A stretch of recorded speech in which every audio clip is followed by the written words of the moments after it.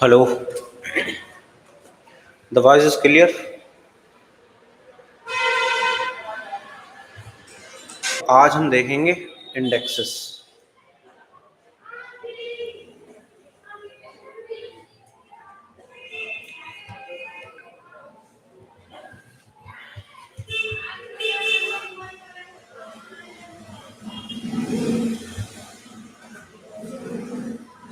Indexes in Indian stock exchange. Indian stock exchange primarily the national stock exchange NSC and Bombay stock exchange BSc. India में दो major stock exchange हैं। एक है NSC national stock exchange और दूसरा है BSC. Maintain hundreds of indexes collectively. इनके अंदर हंड्रेड से भी ज़्यादा इंडेक्सेस हैं। NSC offer over 150 indexes through NSC indexes limited covering broad market sectoral thematic strategy and fixed income strategy while BSC list more than 50 prominent ones. इसमें 50 के around है indexes और इसमें 150 से भी ज़्यादा। उस दिन मैंने आपको बताया था सिर्फ मेजर मतलब जो बड़े बड़े इंडेक्सेस थे वही सिर्फ। आज हम सारे इंडेक्सेस बताएंगे। इसके अलावा with comparison list showing around 172 unique indexes across both index when aggregated. Total में करीबन 172 है। Major indexes on NSC. जो बड़े बड़े इंडेक्सेस हैं वो कौन से हैं? NSC flagship indexes include benchmark Nifty 50, ये दोबारा हो गया, निफ्टी नेक्स्ट 50। निफ्टी है, निफ्टी नेक्स्ट 50 है, निफ्टी नेक्स्ट 50। उसके बाद निफ्टी 100 अलॉन्ग साइड एब्रॉड। एक है यहाँ पे निफ्टी 50, ये तो सभी जानते हैं। इसके अलावा है नेक्स्ट निफ्टी 50। इसके अलावा है निफ्टी 100। इसके अलावा है निफ्टी 200। एक है निफ्टी 500। इसी तरीके से बीएससी के हैं एंड निफ्टी 500। ठीक। इसके बाद सेक्टर वाइज। अब सेक्टर आप जानते होंगे, जैसे बैंक निफ्टी है, आईटी है, फार्मा है, ये सारे हैं। तो इसमें वही लेकर देखो, निफ्टी बैंक, उसके बाद निफ्टी आईटी और निफ्टी फार्मा। और अदर में क्या है? इंडिया बीआईएक्स। इंडिया बीआईएक्स ये बहुत इंपॉर्टेंट है, इसको देखो ऐसे समझो। इंडिया बीआईएक्स ये ऐसे समझ लो जैसे एक डर का पैमाना होता है। अगर मार्केट में डर का माहौल है तो ये ऊपर जाएगा, और मार्केट बढ़िया चल रही है, अच्छी चल रही है, तो ये नीचे जाएगा। ये रिवर्स चलता है। मार्केट से हमेशा ये रिवर्स ही चलेगा। अगर मार्केट में रिस्क ज़्यादा है, रिस्क हाई, तो ये ऊपर जाएगा। रिस्क लो है तो ये नीचे जाएगा। ऐसे समझो आप, इजी। इसके अलावा like Nifty India manufacturing, other में हाँ इंडिया बीआईएक्स हो गया। उसके बाद Nifty mid cap. Nifty mid cap है एक, मिड कैप भी हमने आपको समझाया था। उसके बाद निफ्टी मिड कैप 150। इसमें 150 स्टॉक। एक मिनट। हेलो, कौन?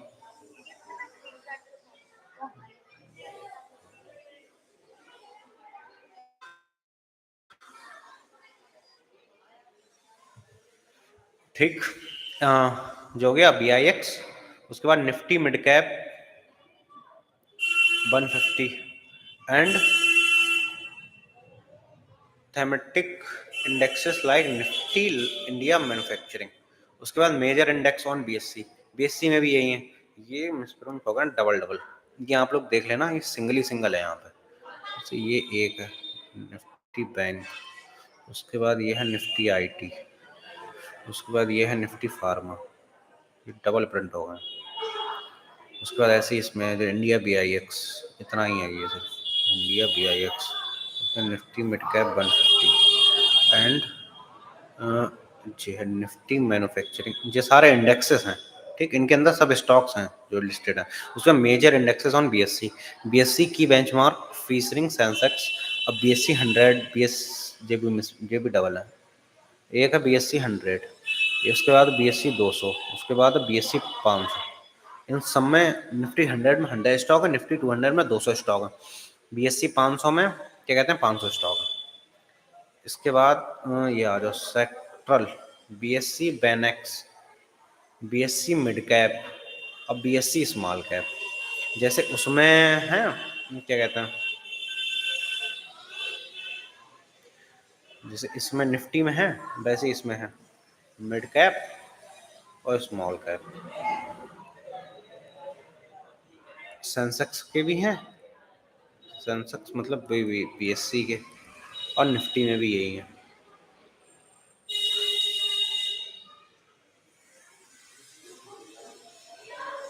इसके अलावा BSE power, BSE metal, dollar index, और ये सारे सब इंडेक्सेस हैं। ये मैं आपको उस पर दिखा दूँ इंडेक्सेस।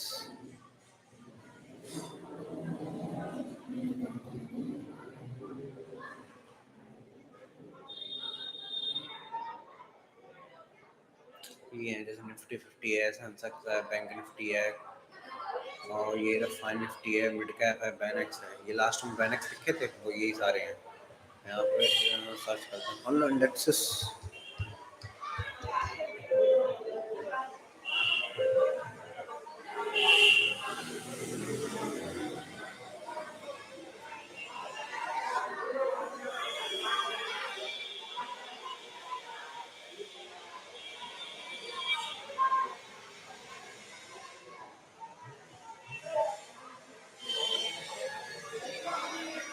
इंडेक्स समझ में आए?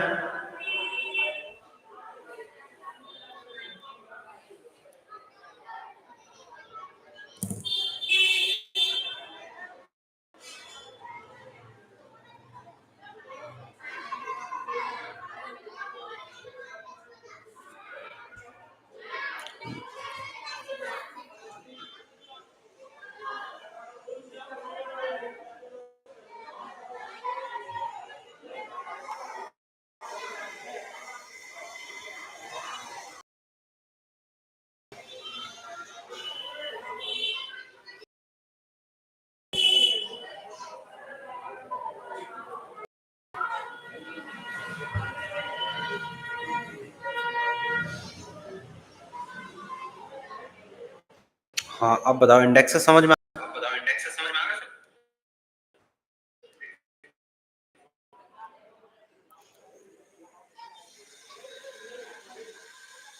देखो इंडेक्स बाकी तो सारे नॉर्मल हैं। इन सब के अंदर 100 स्टॉक हैं, 200 स्टॉक हैं, इन पे ज़्यादा लोड लेने की जरूरत नहीं है। बस जो इंडिया BIX है ये इम्पोर्टेंट है, ये मार्केट के रिवर्स चलता है, बस ये समझने की ज़्यादा ज़रूरत है। तो ये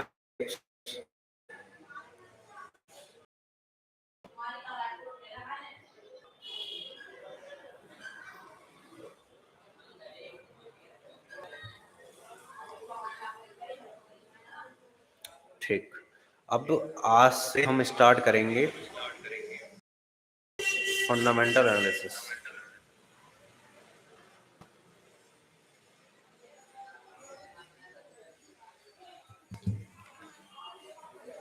अब आज से स्टार्ट करेंगे यहाँ पे फंडामेंटल एनालिसिस। अब सबसे पहले देखेंगे स्वॉट क्या होता है।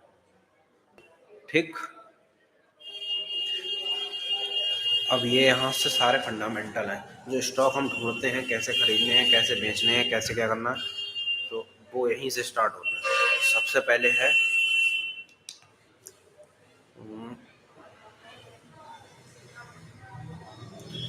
SWOT, stand for strength, weakness, opportunity and threats.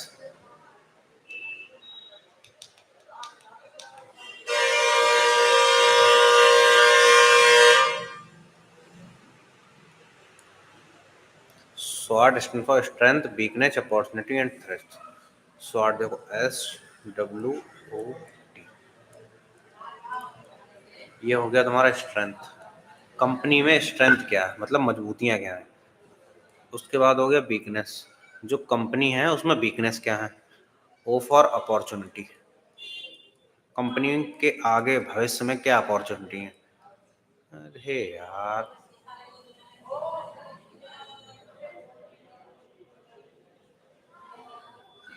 ये नितेश क्या कर रहा है तुम इसमें।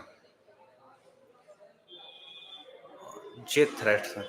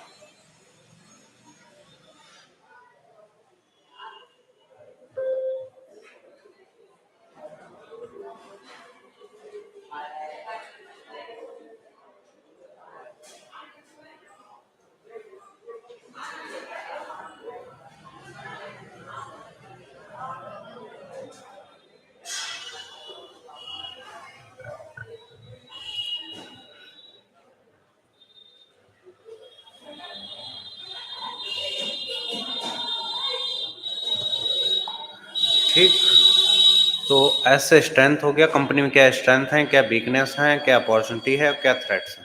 ठीक, it is a strategic framework to analyse a company internal strength and weakness. ये एक स्ट्रेटेजिक फ्रेमवर्क है, जैसे स्वाट है, ये एक स्ट्रेटेजिक फ्रेमवर्क है किसी कंपनी को एनालाइज करने के लिए, उसके इंटरनल मतलब उस कंपनी के अंदर कितनी स्ट्रेंथ है, कितनी वीकनेस है, अपॉर्चुनिटी है भविष्य में नहीं है, या कोई खतरा तो नहीं है। ये सारी चीज़ें सबसे पहले किसी स्टॉक को, जे ऐसे समझ लो हमारी पहली स्टेप है, स्टेप वन। अगर हम किसी को कंपनी को एनालाइज करने बैठेंगे तो सबसे पहले उसमें ये देखेंगे कि उसकी स्ट्रेंथ क्या है, उसकी वीकनेसेस क्या हैं, क्या अपॉर्चुनिटी है भविष्य में उसके लिए, और क्या थ्रेट्स हैं, along with external opportunities and threats. अब देखो, ये जो स्ट्रेंथ और वीकनेस होती हैं, ये कंपनी की इंटरनल होती हैं, इंटरनल। और जो अपॉर्चुनिटी और थ्रेट्स होती हैं, ये एक्सटर्नल होती हैं। अब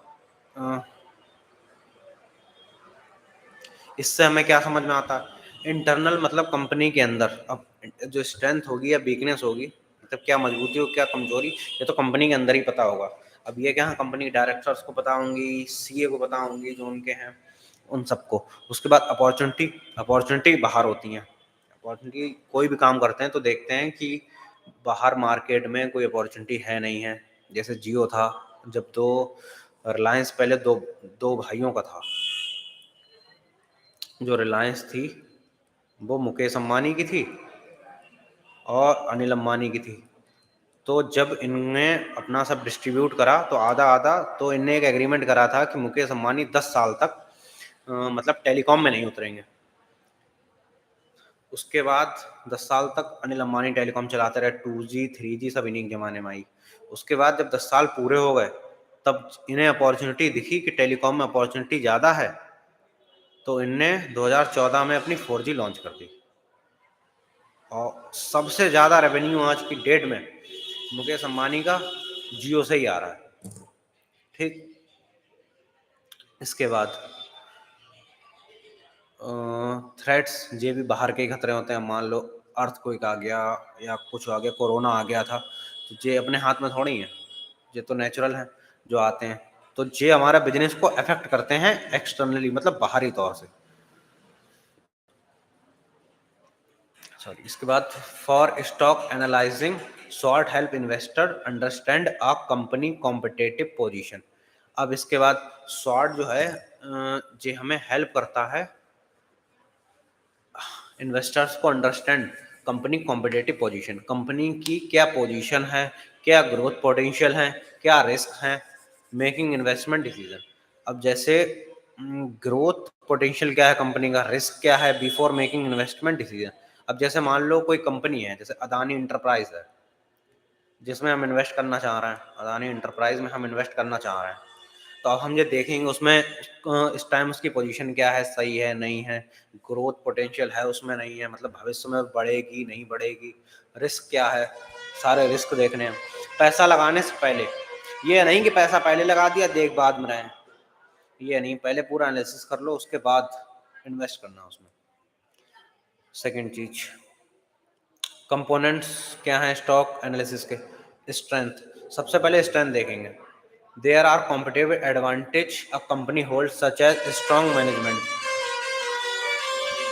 स्ट्रेंथ कंपनी की मजबूती क्या होती है, जैसे मान लो तुम्हारी कोई कंपनी है, तुम्हारी कंपनी की स्ट्रेंथ क्या होगी, मैनेजमेंट अच्छा हो कंपनी का, प्रोडक्ट यूनिक हो, ये नहीं कि हर कोई कॉपी कर ले रहा है। ठीक, इसके बाद market dominance,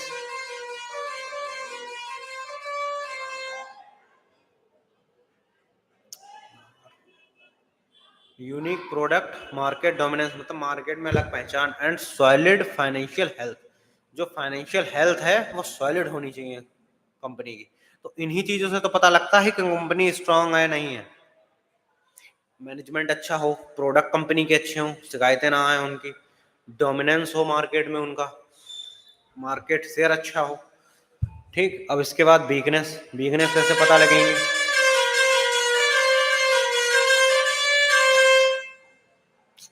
there are internal limitation और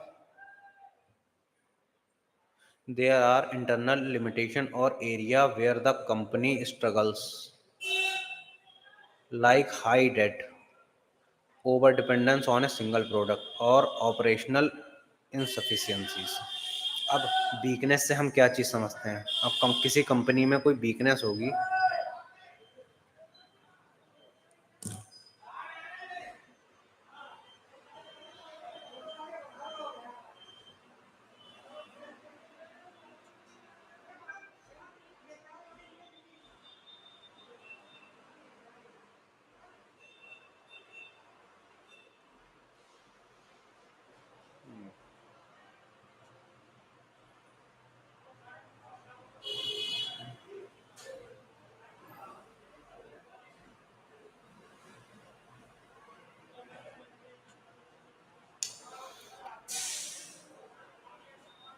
अब किसी कंपनी में वीकनेस से क्या समझ में आता है, कंपनी में वीकनेस क्या होती, या तो उसके ऊपर हाई डेट है,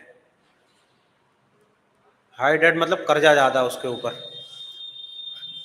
और उसका प्रॉफिट कम है, तो वो कैसे मैनेज कर पाएगी। उसके बाद ऊपर डिपेंड ऑन सिंगल प्रोडक्ट, मान लो किसी कंपनी कोई एक सिंगल प्रोडक्ट है, अब वो बिक रहा है नहीं बिक रहा है, सीजनल बिक रहा है, तो ये भी उसकी एक वीकनेस हो गई। उसके बाद ऑपरेशनल इफिशिएंसीज, अब मान लो उसके पास फंड की कमी है, जैसे एक सर्किल होता है, मान लो यहाँ पे 1 लाख का खरीदा, 15 दिन में हमारा पैसा रिफंड आ गया, 15 दिन में दोबारा 1 लाख की सेल हो गई, ऐसे करके सर्किल का जो फ्लो होता है वो चलता रहता है, पैसा आया गया। अब पता लगा उनका फंड जा रहा है, 1-1 2-2 महीने फंड ही नहीं आ रहा, तो ये भी उनकी वीकनेस हो गई। उसके बाद अपॉर्चुनिटी, स्ट्रेंथ हो गई, वीकनेस हो गई, स्ट्रेंथ समझो, opportunities, opportunity external factor that the company can exploit to grow such as new market expansion, technology advancement of favourable industry trends. अब अपॉर्चुनिटी देखी जाती है कंपनी के बाहर, जैसे कि कंपनी फ्यूचर में ग्रो करेगी तो उसके आगे कुछ हैं, अपॉर्चुनिटी है उसके लिए, कुछ नहीं है। जैसे मान लो मार्केट, जैसे जियो वाले, अब उनने जियो पेट्रोल पंप अपने स्टार्ट कर दिए, उसमें उनका बिक रहा है, मतलब बिजनेस डाइवर्सिफाई करे जा रहा है, एक बिजनेस से दूसरे पे, दूसरे से तीसरे पे, उनने अभी आलोक टेक्सटाइल वो भी एक्वायर कर ली, तो ऐसे करके उसके बाद है टेक्नोलॉजिकल एडवांसमेंट। अब टेक्नोलॉजी, अब जब से डाटा इतना हो गया है तब से एआई आ गई, अब एआई से बहुत सारे बिजनेस इंप्रूवमेंट हो रहे हैं, एआई से सबसे ज्यादा फायदा जा रहा है आईटी कंपनी को। और फेवरेबल इंडस्ट्री ट्रेंड, अब मान लो किसी इंडस्ट्री का कोई ट्रेंड ही चल दिया तो वो भी उनके लिए अपॉर्चुनिटी हो गई। जैसे बहुत सी कंपनियां थी, कोरोना के टाइम पे चिप की शॉर्टेज हो गई थी, तो बहुत सी कंपनियां चिप बनाने लगी, तो वो उनके लिए क्या हो गई, अपॉर्चुनिटी हो गई। एक कंपनी है सीजी पावर, इसका स्टॉक था 6-7 रुपए का, शायद 7 रुपए का था, 7-8 रुपए का था कोरोना के टाइम पे। ये इसने चिप बनानी स्टार्ट कर दी। आज के टाइम पे शेयर है 560 से ऊपर। 5 साल में इतना इम्प्रूवमेंट है। इसके अलावा threats, external challenges that could negatively impact the company. जो बाहर के चैलेंजेस हैं जो कंपनी को इम्पैक्ट करते हैं, including regulatory changes, increased competition और इकोनॉमिक डाउन ट्रेंड्स। अब जैसे वोडा आइडिया है, खत्म ही हो गई कतई। अब उसमें कंपटीशन इतना बढ़ गया, उन्होंने प्राइसेस कम कर दिए, एयरटेल वालों ने भी, जियो वालों ने भी। अब वोडा आइडिया की पूरी कंपनी है 33,000 करोड़ की, और उनके ऊपर डेट हो गया है 990,000 करोड़ से ऊपर का। मतलब कंपनी 3 बार बिक जाए तब भी कर्जा नहीं निपटेगा। इसके अलावा हाउ स्वॉट analysis help analysing stock inform decision making. It provide investor with the comprehensive view of a company strength and vulnerabilities enabling for informed investment choice। अब क्या है, स्वॉट एनालिसिस में ये पता लग जाता है कि इन्वेस्टमेंट करना है कि इन्वेस्टर को नहीं करना, एक व्यू मिल जाता है सारी इसकी स्ट्रेंथ वगैरह देख के। और एक चॉइस है इन्वेस्टमेंट की, अगर आपको सही लगे तो उसमें इन्वेस्ट करो, नहीं सही लगे मत करो। उसके बाद आइडेंटिफाई ग्रोथ पोटेंशियल, उसके बाद उसमें आइडेंटिफाई करो, मतलब ये चेक करो कि उसमें ग्रोथ पोटेंशियल है कि नहीं है, बाई रिकॉग्नाइजिंग अपॉर्चुनिटीज। अपॉर्चुनिटी से पता लगेगा कि उसमें ग्रोथ पोटेंशियल है कि नहीं है। Investor can spot companies with high growth prospectus. जिन कंपनियों में हाई ग्रोथ है आगे भविष्य में, वही खरीदें।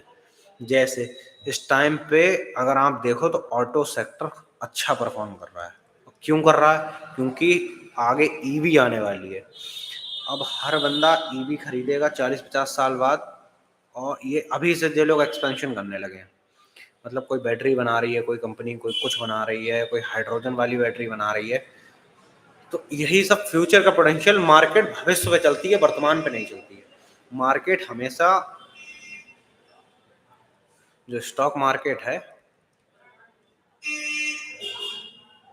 ये फ्यूचर पे चलती है, ना पास्ट पे ना प्रेजेंट पे। अब इसके अलावा रिस्क अवेयरनेस ये बहुत जरूरी है।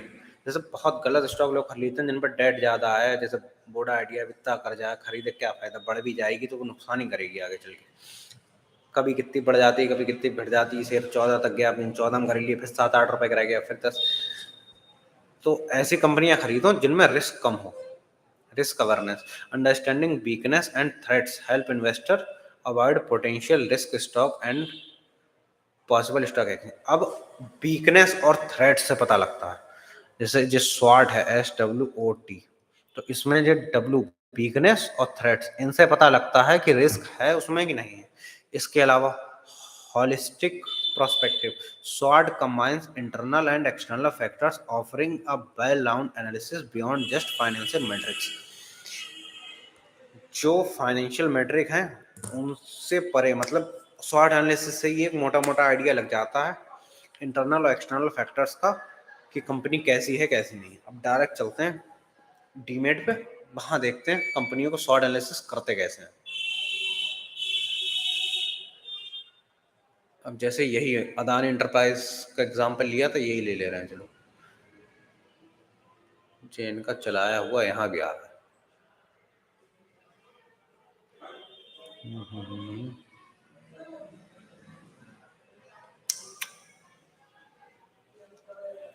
अब ये है इस कंपनी की स्ट्रेंथ, 12 स्ट्रेंथ है, 6 वीकनेस है, 1 अपॉर्चुनिटी है, 2 थ्रेट्स। पढ़ो आप लोग, क्या समझ में आ रहा है आपको इससे?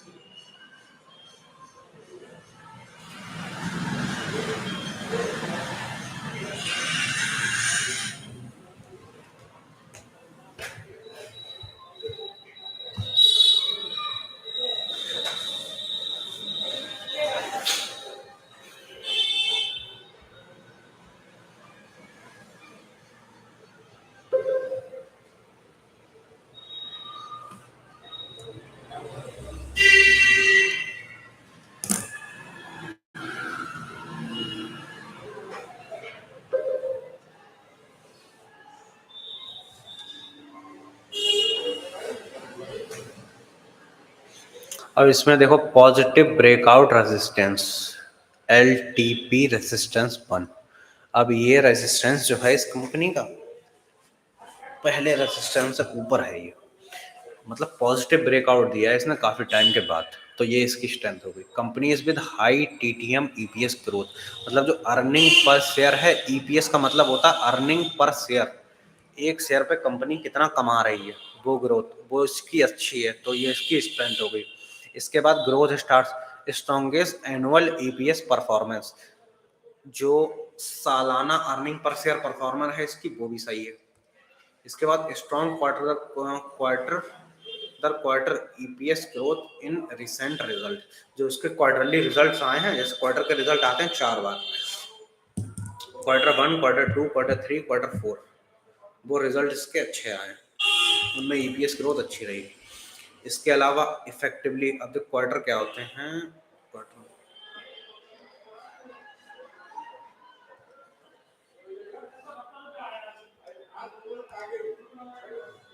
क्वार्टर भी यही समझा दे रहा है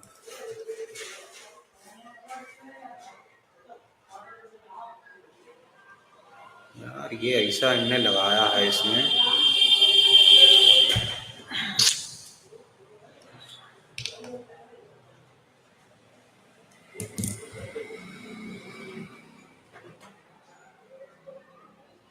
नितेश से हटा के देखो, हट रहा है ये लो ये लो।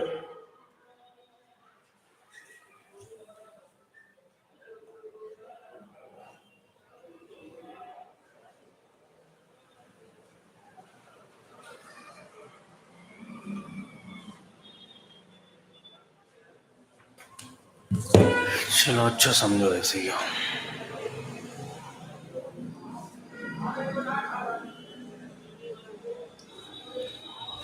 अब इसमें देखो, जो हमारा फाइनेंशियल ईयर होता है वो स्टार्ट होता है अप्रैल से लेके 1 अप्रैल से 31 मार्च। अब इसमें 4 क्वार्टर होते हैं, Q1, Q2, Q3, Q4। ये वाला होता है 1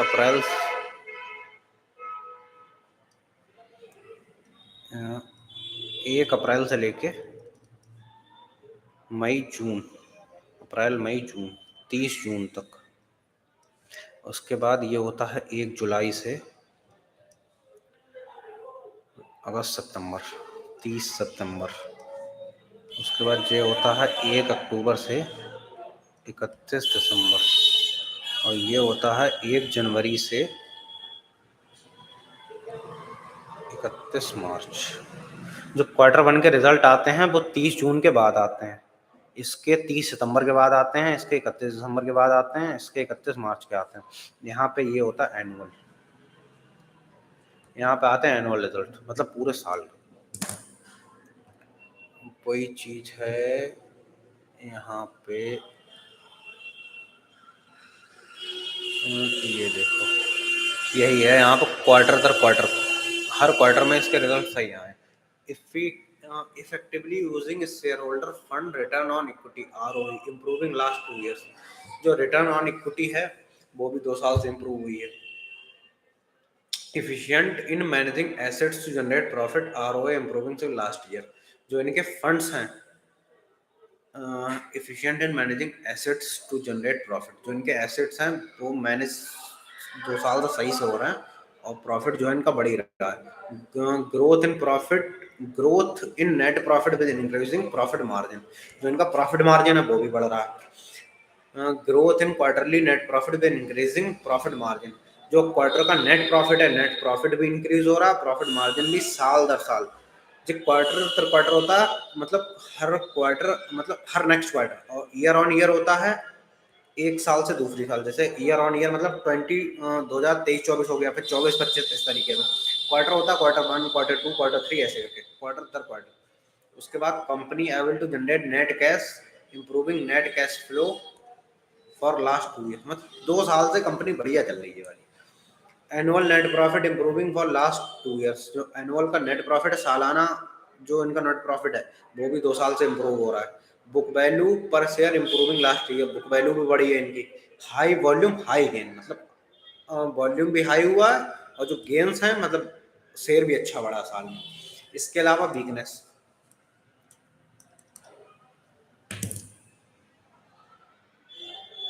अब वीकनेस क्या है?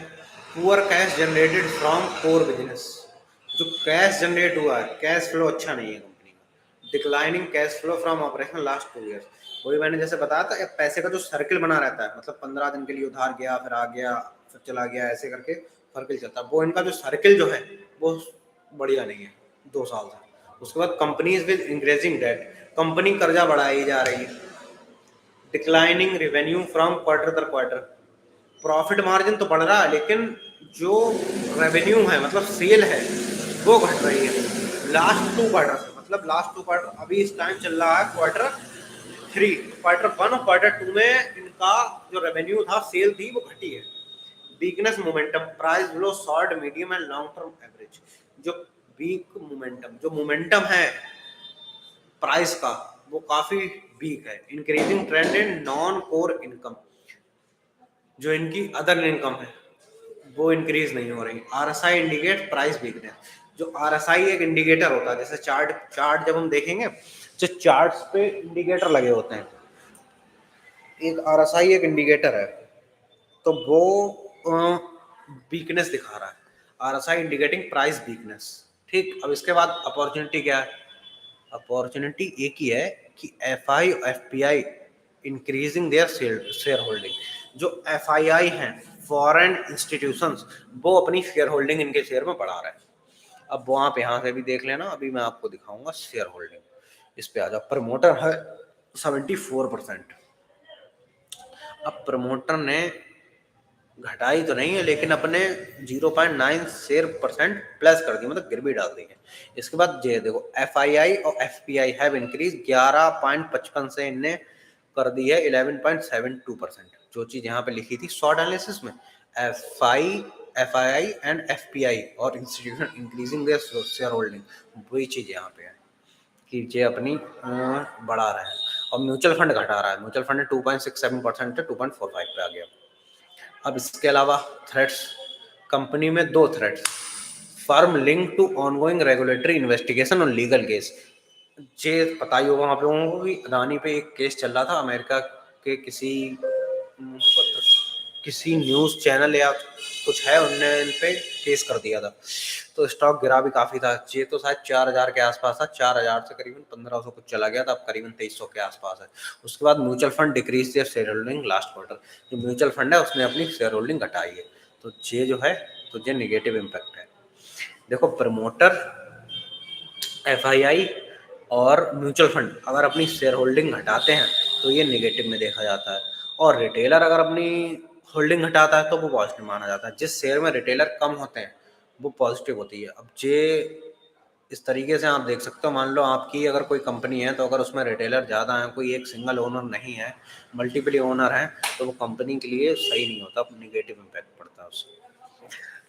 ठीक, तो आपका शॉर्ट निपट गया। अब अगर कोई डाउट है तो पूछो भाई।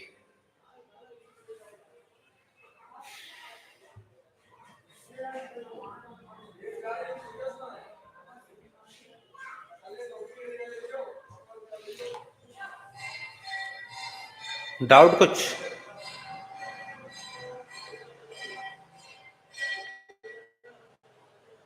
सब सही?